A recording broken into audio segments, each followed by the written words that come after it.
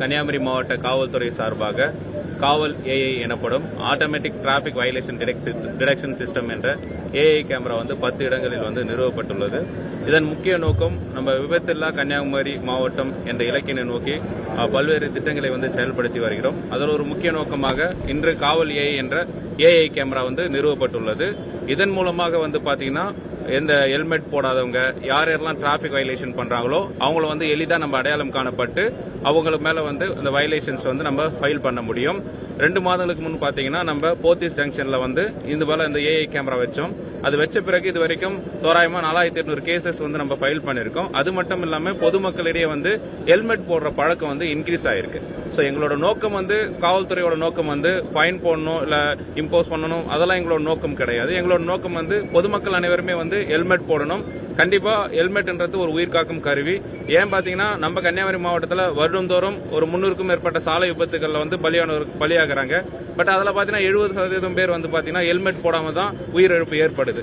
So அந்த helmet போறத நம்ம ஒரு பிஹேவியரல் சேஞ்சஸா கொண்டுட்டு வரணும். எல்லா பொதுமக்களும் கட்டாயமா ஹெல்மெட் போடணும்ன்ற ஒரு நோக்கத்துக்காக தான் இந்த ஏஐ கேமரா உதவியுடன் இந்த ஃபைன் சிஸ்டம் இந்த வயலேஷன் டிடெக்ஷன் சிஸ்டம் நம்ம கொண்டு வந்திருக்கோம். சோ முக்கியமா 5 சப்டிவிஷன்லயும் முக்கியமான ஜங்ஷன்ல 10 கேமரா இப்ப நிறுவி இருக்கும்.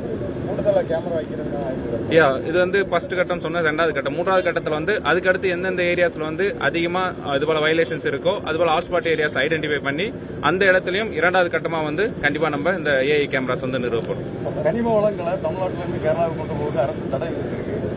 தற்சமயம் கன்னியாகுமரி மாவட்டத்திலிருந்து 3000 அளவுக்கு கட்டுப்பாடுகள் இருக்கு, பயங்கரமா இருக்கு. பட் இது மாதிரி அத்துமீறி கொண்டு போனா இந்த மாதிரி கொண்ட நடவடிக்கைகள் தொடரும். இல்ல கனிம வளத்தை பொறுத்தவரை காவல்துறை கடுமையான நடவடிக்கை எடுத்துட்டு வரும். நம்ம கன்னியாகுமரி மாவட்டத்தை பொறுத்த வரைக்கும் இதுபோல அந்த தடையை மீறி யாருன்னா கனிம வளம் கேரளா கடத்தினால் அவர்கள் மீது நிச்சயமாக குண்டர் தடுப்பு சட்டத்தின் கீழ் நடவடிக்கை எடுக்கப்படும். அது மட்டும் இல்லாம எம்எம்டிஆர் ஆக்ட்ல நம்ம கேஸ் ஃபைல் பண்ணி அந்த லாரி பறிமுதல் செய்து நிச்சயமா அரசுடைமையாக்கிறதுக்கு நடவடிக்கை எடுக்கப்படும். எதுக்கு இல்ல கனிமேலம் அந்த போராட்டம் சட்டத்துக்கு அந்த அனுமதி